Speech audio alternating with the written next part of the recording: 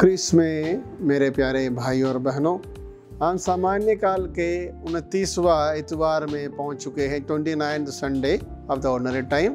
आज प्रभु यीशु सुसमाचार के दौरान हमें प्रभु के राज्य में किस तरह सेवा करना चाहिए और किस मनोभाव के साथ सेवा करना चाहिए, इसके बारे में आज के सुसमाचार में हमें समझाते हैं।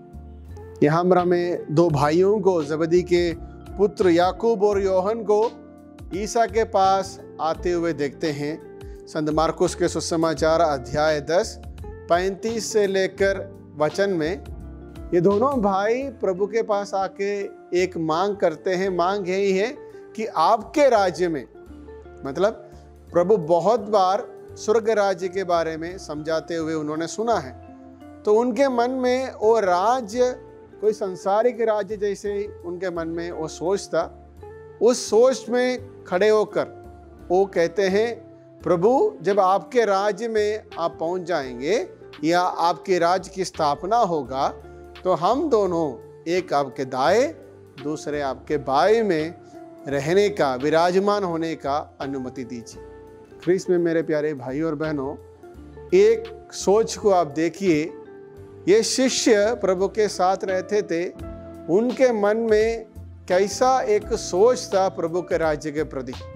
उन्हें ये सोच था जैसे रोम का साम्राज्य है, उस समय के अलग अलग राजाओं का साम्राज्य है, वैसा कोई साम्राज्य प्रभु यीशु का होगा। इसलिए वो साम्राज्य में एक बहुत बढ़िया हिस्सा अपने लिए वो चुनते हैं। क्रिस में मेरे प्यारे भाई और बहनों, प्रभु उनसे सवाल करते हैं कि जो प्याला मैं पीने जा रहा हूँ, क्या आप पी सकते हैं? आगे बढ़कर प्रभु यीशु मसीह अपने शिष्यों को एकत्रित करते हैं। जब ये बातें हुए, उनके बीच में थोड़ा बहुत बुड़बुड़ा हुआ, तो प्रभु उनको एकत्र करते, क्योंकि अधिकार के बारे में यहाँ पर बातचीत चल रहा है। राज्य बनेगा, अधिकार के साथ दाएं बाएं बैठना।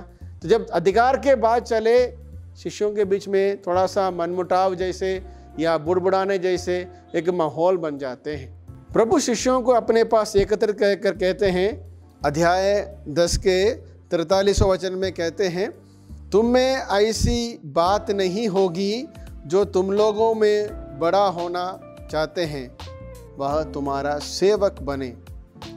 एक क्रीस का राज्य का पहचान है, प्रभु का राज्य का पहचान है।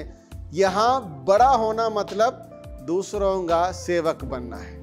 हम तौर पे हम देखते हैं, कोई भी इलेक्शन हो, उसके बाद जब गद्दी का स्थापना होते हैं, कौन सी गद्दी पे बैठेंगे, कौन से मिनिस्टर बनेगा, उस समय लोग बहुत ही संवेदनाशील से देखते हैं, क्योंकि कौन उत्तराधिकारी बनेंगे। मगर यहाँ पर उत्तराधिकारी बनने वाले व्यक्तियों का स्वभाव में प्रभु यीशु मसीह एक परिवर्तन कहते हैं, जो तुम्हारे बीच में बड़े हैं वो सबका सेवक बनना पड़ेगा। उसका स्वयं परिचय वो देते हैं।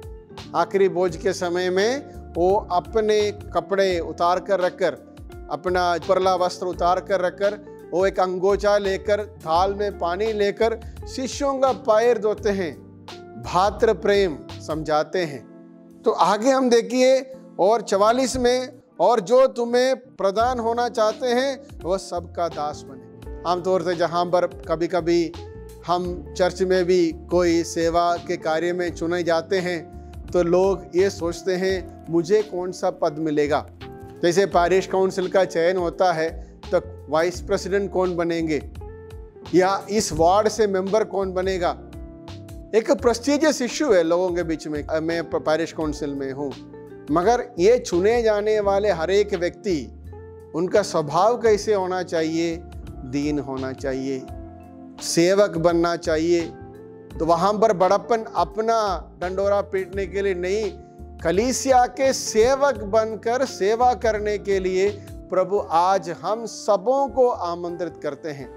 एक पुरोहित होने के नाते मैं अपने जीवन काल में जो कार्य मुझे दिया गया है, उस कार्य को एक सेवक के रूप में खड़े होकर उसको पूरा करना है। क्रिस में मेरे प्यारे भाई और बहनों, आज इस चुनौती को समझना बहुत जरूरी है। शिष्य राज्य को कोई और सोच में समझ रहे थे, प्रभु उनके सामने राज्य को अलग दृष्टि से प्रस्तुत कर रहा था। मगर ये शिष्य अपने सोच बदले। जब पवित्र आत्मा उनमें आए, वो सेवक बनकर, प्रभु के आवाज बनकर अलग अलग जगह में गए। जो प्याला प्रभु पूछ रहे थे, क्या वो प्याला आप पी सकते हैं, उस प्याला को पीकर शहीद होकर ये दोनों शिष्य प्रभु के लिए मरे। मतलब वो अनुभव होने के लिए बहुत जरूरी था कि पवित्र आत्मा उनके जीवन में कार्यशील बने, पवित्र आत्मा उनके जीवन में उतरे। आज मुझे और आप में ये सोच नहीं है, इसका मतलब पवित्र आत्मा के गुण को हमारे जीवन में कार्यशील होने के लिए हमने उस सोच के साथ अपने जीवन को जोड़ा नहीं। जब हम पवित्र आत्मा को हमारे जीवन में कार्यशील करना है, तो पवित्र आत्मा जिस तरीके से, जिस रास्ते में हमें ले जाना चाहते हैं, उस रास्ते में हम चलना चाहिए। बाइबल कहते हैं प्रभु को आपके बारे एक योजना है, वो आपके उद्धार के लिए। उस योजना को समझना जरूरी है। अक्सर क्या करते हैं हम लोग, अपना योजना बनाकर प्रभु के सामने रखते हैं और प्रभु से कहते हैं कि इस योजना को आप अपना योजना बनाइए। इसलिए हम जीवन में बहुत सारे चुनौतियों का सामना करना पड़ता है, और इस चुनौतियों के समय में भी हम आगे नहीं बढ़ पाते, क्योंकि ईश्वर की योजना नहीं, हम अपने योजना के तरफ बढ़ते हैं। इसके लिए इस बात को स्पष्ट करते हुए इब्रानियों के नाम लिख के आज के दूसरे पाठ 4 अध्याय 14 से 16 में पौलुस हमें सुंदर तरीके से समझाते हैं कि हमारा प्रधान याजक हमारी दुर्बलताओं में हमसे सहानुभूति रख सकते हैं, क्योंकि पाप की अतिरिक्त अन्य सभी बातों में उनकी परीक्षा हमारी तरह ली गई है। हमारी इस अवस्था में वो सहानुभूति जरूर रखते हैं, क्योंकि वो हमारे जैसे इंसान बनकर संसार में आए, मगर सिवाय पाप से हर चीज में वो परखा गया। क्रिस्त में मेरे प्यारे भाइयों और बहनों, कभी कभी ये अवस्था हमारे सामने आते हैं चीज़ों को चुनने के लिए, जगह को चुनने के लिए, काम को चुनने के लिए। हमेशा हम देखते हैं कि लोग वाह सुनने के लिए और अपने बड़ाई करने के लिए। मैं कहीं एक जगह पर गया था, उन्होंने कोई पुण्य स्थल के लिए दान दिए हुए थे, पत्रों में नाम लिख रखा है 1000 रुपया, 2000 रुपया, 5000 रुपया व्यक्ति ने दिए। अपना राज्य की स्थापना करने के लिए कोशिश करते हैं। प्रभु अपने राज्य में हमें बुलाते हैं ताकि हम सब उसके हाथ बने, पैर बने, ताकि संसार में प्रभु के राज्य की स्थापना। हम भी चुन लेते हैं प्रभु के राज्य में जगह, उसके मर्जी के मुताबिक। जहाँ पर वो हमें रखना चाहते हैं वहाँ हम रहे, उसके लिए काम करें। एक बहुत सुंदर इंग्लिश में कहावत है, bloom where you are planted. प्रभु के इस वचनों को अपने जीवन में शामिल कीजिए।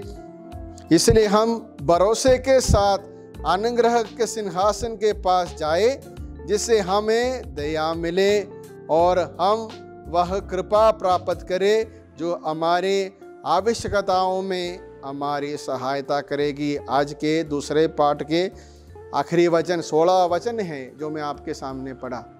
हम उसके पास जाए, हमारे कमज़ोर पल में, हमारे कमजोरियों में, हमारे चुनौतियों में हम उभर कर आने के लिए कृपा परमेश्वर हमें दे। इसके लिए आप सबसे निवेदन है, प्रार्थना करें, प्रभु के साथ जुड़े रहे, परिवार में प्रार्थना में शामिल हो, ताकि हर परिवार प्रभु का एक लघु ख्रिस्तीय समुदाय बनकर संसार में प्रभु के नाम की घोषणा कर सके। पिता, पुत्र, पवित्र आत्मा के नाम पर आमीन।